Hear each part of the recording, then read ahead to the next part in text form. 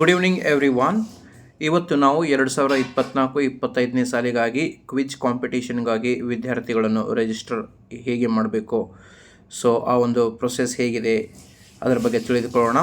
ಅದಕ್ಕಾಗಿ ವಿದ್ಯಾವಾಹಿನಿ ಪೋರ್ಟಲ್ ಎಂದು ಟೈಪ್ ಮಾಡಿಬಿಟ್ಟು ಆ ಒಂದು ಆಪ್ಷನ್ ಮೇಲೆ ನಾವು ಕ್ಲಿಕ್ ಮಾಡ್ತೇವೆ.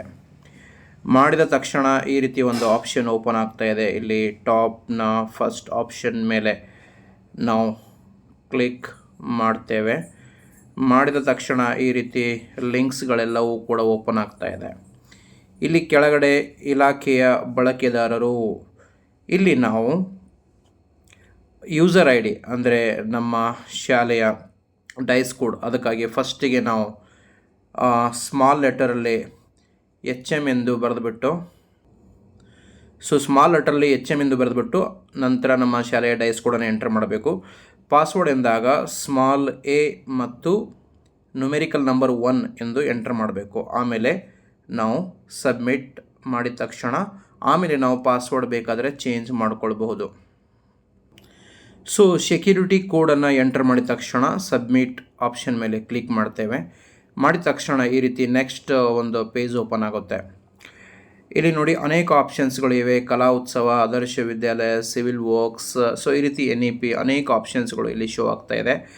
ಮತ್ತು ಆ ಒಂದು ಶಾಲೆಯ ಮುಖ್ಯ ಉಪಾಧ್ಯಾಯರ HM ಅವರ ಒಂದು ನೇಮ್ ಕೂಡ ಇಲ್ಲಿ ಶೋ ಆಗುತ್ತೆ.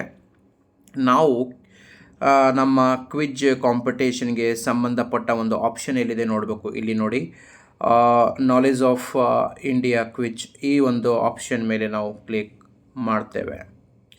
ಮಾಡಿದ ತಕ್ಷಣ ನೆಕ್ಸ್ಟ್ ಈ ರೀತಿ ಆಪ್ಷನ್ ಓಪನ್ ಆಗ್ತಾ ಇದೆ. ಇಲ್ಲಿ ನೋಡ್ತೀವಿ ನಾವು ಸ್ಕ್ರೋಲ್ ಅಪ್ ಮಾಡಿದಾಗ ಮೇಲ್ಗಡೆ ನೋಡಿ ಮುಖಪುಟ ಇದೆ, ಶಾಲಾ ಮಟ್ಟದ ವಿಜೇತರನ್ನು ನೋಂದಾಯಿಸಿ ಇದೆ, ಸ್ಟೂಡೆಂಟ್ ಪಾಸ್ವರ್ಡ್ ಇದೆ, ಡ್ಯಾಶ್ ಬೋರ್ಡ್ ಇದೆ, ವಿಜೇತರು ಇದೆ, ರಿಪೋರ್ಟ್ಸ್, ಈ ರೀತಿ ಆಪ್ಷನ್ಸ್ಗಳು ಇವೆ. ಇಲ್ಲಿ ನಾವು ಮಕ್ಕಳಿಗೆ ಒಂದು ರಿಜಿಸ್ಟರ್ ಮಾಡಬೇಕಾಗಿದೆ. ನಮ್ಮ ಶಾಲಾ ಮಟ್ಟದಲ್ಲಿ ಕ್ವಿಜ್ ಕಾಂಪಿಟೇಷನ್ ಹಮ್ಮಿಕೊಂಡಿದ್ದೇವೆ. ಅಲ್ಲಿ ಫಸ್ಟ್, ಸೆಕೆಂಡ್, ಥರ್ಡ್ ಎಂದು 3 ವಿದ್ಯಾರ್ಥಿಗಳನ್ನು ಸೆಲೆಕ್ಟ್ ಮಾಡ್ತೇವೆ. ಮಾಡಿದ ತಕ್ಷಣ ಆ ವಿದ್ಯಾರ್ಥಿಗಳ ಒಂದು ರಿಜಿಸ್ಟ್ರೇಷನ್ ಏನು ಮಾಡಬೇಕು, ಹೇಗೆ ಮಾಡಬೇಕು ಅನ್ನೋದ್ರ ಬಗ್ಗೆ ತಿಳ್ಕೊಳ್ಳೋಣ. ಅದಕ್ಕಾಗಿ ಇಲ್ಲಿ ಶಾಲಾ ಮಟ್ಟದ ವಿಜೇತರನ್ನು ನೋಂದಾಯಿಸಿ ಎನ್ನುವಂಥ ಆಪ್ಷನ್ ಇಲ್ಲಿ ಶೋ ಆಗ್ತಾ ಇದೆ. ಅದರ ಮೇಲೆ ನಾವು ಕ್ಲಿಕ್ ಮಾಡ್ತೇವೆ. ಮಾಡಿದ ತಕ್ಷಣ ಈ ರೀತಿ ಒಂದು ಆಪ್ಷನ್ ಓಪನ್ ಆಗುತ್ತೆ.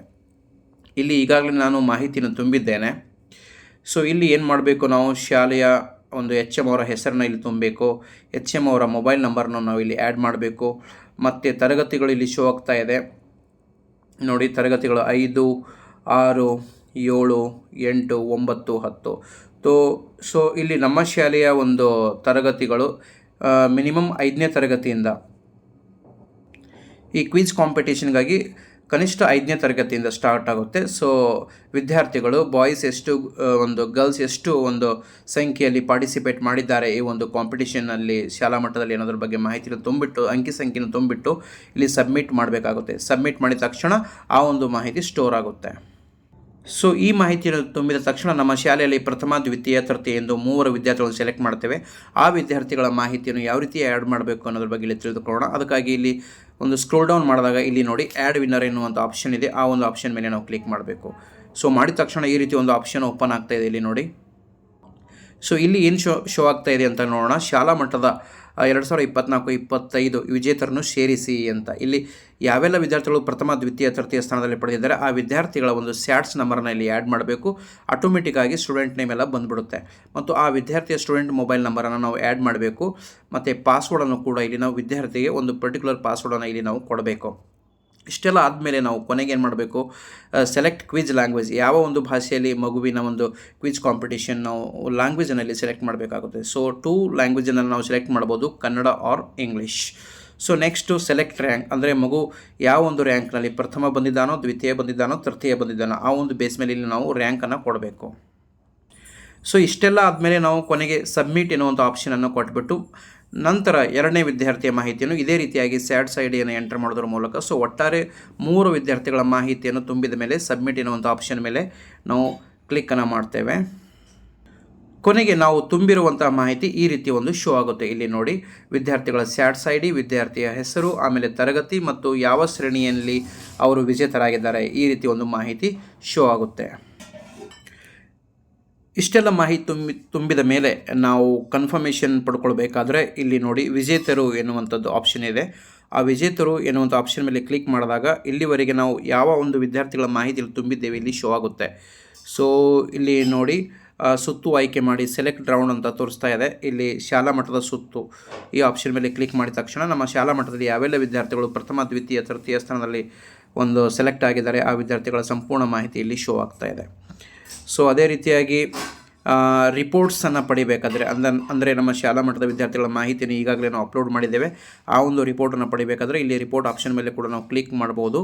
ಸೊ ಇಲ್ಲಿ ನೋಡೋಣ, ರಿಜಿಸ್ಟರ್ಡ್ ಸ್ಟ್ಯಾಟಿಸ್ಟಿಕ್ಸ್ ಅನ್ನೋ ಒಂದು ಆಪ್ಷನ್ ಮೇಲೆ ಕ್ಲಿಕ್ ಮಾಡ್ತೇನೆ. ಮಾಡಿದ ತಕ್ಷಣ ಈ ರೀತಿ ಇದೆ ನೋಡಿ, ಒಂದು ಜಿಲ್ಲಾವಾರು ತಾಲೂಕಾವಾರು ಎಷ್ಟು ಶಾಲೆಗಳು ಈಗಾಗಲೇ ರಿಜಿಸ್ಟರ್ ಮಾಡಿದ್ದಾರೆ ಎನ್ನುವುದು. ಇಲ್ಲಿ ನಾವು ಈ number of schools registered students ಎನ್ನುವಂಥ ಆಪ್ಷನ್ ಮೇಲೆ ಕ್ಲಿಕ್ ಮಾಡಿಬಿಟ್ಟು ನಮ್ಮ ಶಾಲೆಯ ಮಾಹಿತಿ ರಿಜಿಸ್ಟರ್ಡ್ ಆಗಿದೆಯೋ ಇಲ್ಲೋ ಎನ್ನುವುದನ್ನು ಕನ್ಫರ್ಮ್ ಮಾಡ್ಕೊಳ್ಬೋದು. ಇಲ್ಲಿ ನೋಡಿ ಈ ಆಪ್ಷನ್ ಮೇಲೆ ಕ್ಲಿಕ್ ಮಾಡ್ತಾ ಇದ್ದೀನಿ. ಕ್ಲಿಕ್ ಮಾಡಿದ ತಕ್ಷಣ ಇಲ್ಲಿ ನಾವು ನೋಡ್ತಾ ಇದ್ದೀವಿ ನಮ್ಮ ಶಾಲೆಯ ಒಂದು ಮಾಹಿತಿ ಈಗಾಗಲೇ ರಿಜಿಸ್ಟರ್ಡ್ ಲಿಸ್ಟ್ನಲ್ಲಿ ಬಂದಿದೆ ನೋಡಿ. ಈ ರೀತಿ ಗೌರ್ಮೆಂಟ್ HPS ವಾಗನಿಗೆರ.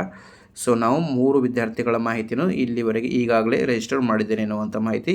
ಇದು ಜಸ್ಟ್ ನಮ್ಮ ಕನ್ಫರ್ಮೇಷನ್ಗೋಸ್ಕರ. ಅದೇ ರೀತಿಯಾಗಿ ನಾವು ಡ್ಯಾಶ್ಬೋರ್ಡ್ ಆಪ್ಷನ್ ಮೇಲೆ ಕ್ಲಿಕ್ ಮಾಡಿದಾಗ ಎಷ್ಟು ಸಂಖ್ಯೆಯಲ್ಲಿ ವಿದ್ಯಾರ್ಥಿಗಳು ಈಗಾಗಲೇ ಕಾಂಪಿಟೇಷನ್ಗಾಗಿ ರಿಜಿಸ್ಟರ್ಡ್ ಮಾಡಿದ್ದಾರೆ, ತರಗತಿವಾರು ಫುಲ್ ನಮ್ಮ ಒಂದು ರಾಜ್ಯದ ಮಾಹಿತಿಯನ್ನು ಇಲ್ಲಿ ನಾವು ನೋಡ್ಬೋದು. ಮತ್ತು ಅದೇ ರೀತಿಯಾಗಿ ಜಿಲ್ಲೆ ಮತ್ತು ತಾಲೂಕುವಾರು ಮಾಹಿತಿಯನ್ನು ಇಲ್ಲಿ ಕೂಡ ನಾವು ನೋಡ್ಬೋದು. ಇದು ಎಲ್ಲವೂ ಕೂಡ ನಾವು ಡ್ಯಾಶ್ಬೋರ್ಡಲ್ಲಿ ಈ ಮಾಹಿತಿಯನ್ನು ಪಡೆಯಬಹುದು. ಮತ್ತು ಇಲ್ಲಿ ನೋಡಿ ಸ್ಟೂಡೆಂಟ್ ಪಾಸ್ವರ್ಡ್ ಇದೆ. ಈ ಒಂದು ಆಪ್ಷನ್ ಮೇಲೆ ಕ್ಲಿಕ್ ಮಾಡಿದಾಗ ನಾವು ಏನು ಮಾಡಬೇಕು, ಆ ವಿದ್ಯಾರ್ಥಿಯ STS ನಂಬರ್ ಮತ್ತು ಸೆಕ್ಯೂರಿಟಿ ಕೋಡನ್ನು ಇಲ್ಲಿ ಈಗಾಗಲೇ ಶೋ ಆಗ್ತಾಯಿದೆ. ಈ ಸೆಕ್ಯೂರಿಟಿ ಕೋಡನ್ನು ಎಂಟರ್ ಮಾಡಿದ ತಕ್ಷಣ ನಾವು ಏನು ಮಾಡ್ಬೋದು, ಆ ಒಂದು ವಿದ್ಯಾರ್ಥಿಯ ಈಗಾಗಲೇ ನಾವು ರಿಜಿಸ್ಟರ್ಡ್ ಮಾಡಿರುವಂತಹ ವಿದ್ಯಾರ್ಥಿಗಳ ಮಾಹಿತಿಯನ್ನು ಇಲ್ಲಿ ನಾವು ಪಡಿಬೋದು. ಫಾರ್ ಎಕ್ಸಾಂಪಲ್ ಇಲ್ಲಿ ನಾನು ಒಂದು STS ನಂಬರನ್ನು ಆ್ಯಡ್ ಮಾಡ್ತಾ ಇದ್ದೇನೆ ನೋಡಿ. ಒಂದು ವಿದ್ಯಾರ್ಥಿ STS ನಂಬರನ್ನು ಆ್ಯಡ್ ಮಾಡ್ತಾ ಇದ್ದೇನೆ ಮತ್ತು ಸೆಕ್ಯೂರಿಟಿ ಕೋಡನ್ನು ಇಲ್ಲಿ ಕೂಡ ನಾನು ಆ್ಯಡ್ ಮಾಡ್ತೇನೆ. ಸೊ ಆ್ಯಡ್ ಮಾಡಿದ ಮೇಲೆ ಸಬ್ಮಿಟ್ ಅನ್ನೋ ಒಂದು ಆಪ್ಷನ್ ಮೇಲೆ ಕ್ಲಿಕ್ ಮಾಡ್ತೇನೆ. ಮಾಡಿದ ತಕ್ಷಣ ನೋಡಿ ಏನು ಬರ್ತಾ ಇದೆ, ರಸಪ್ರಶ್ನೆ 2024-25 quiz competition. SATS ID number ಇದೆ, student name Raziya, class 5. Password ಏನಿದೆಪ್ಪ ಅಂದರೆ ವಿದ್ಯಾವಾಹಿ ಎನ್ನುವಂಥ ಪಾಸ್ವರ್ಡನ್ನು ನಾನು ಇಟ್ಟಿದ್ದೇನೆ. ಸೊ ಈ ರೀತಿಯಾಗಿ ನಾವು ಈಗಾಗಲೇ ರಿಜಿಸ್ಟರ್ಡ್ ಮಾಡಿರುವಂತಹ 3 ವಿದ್ಯಾರ್ಥಿಗಳ ಪಾಸ್ವರ್ಡ್ ಕೂಡ ನಾವು ಏನಿಟ್ಟಿರ್ತೀವೋ ಆ ಪಾಸ್ವರ್ಡನ್ನು ನಾವು ಮತ್ತೆ ಚೆಕ್ ಮಾಡಬಹುದು. ಸೊ ಈ ರೀತಿಯಾಗಿ ವಿದ್ಯಾವಾಹಿನಿ ಪೋರ್ಟಲ್ನಲ್ಲಿ 2024-25 ಸಾಲಿಗಾಗಿ ಯಾವ ರೀತಿಯಾಗಿ ವಿದ್ಯಾರ್ಥಿಗಳನ್ನು ಕ್ವಿಜ್ ಕಾಂಪಿಟೇಷನಲ್ಲಿ ರಿಜಿಸ್ಟರ್ ಮಾಡ್ಬೋದು ಎನ್ನುವಂಥದ್ದನ್ನು ನಾನು ತಿಳಿಸುವಂಥ ಒಂದು ಪ್ರಯತ್ನವನ್ನು ಮಾಡಿದ್ದೇನೆ. I request every one, please subscribe my channel and hit the bell icon without fail. This is my humble request to all my respected teachers. Thank you.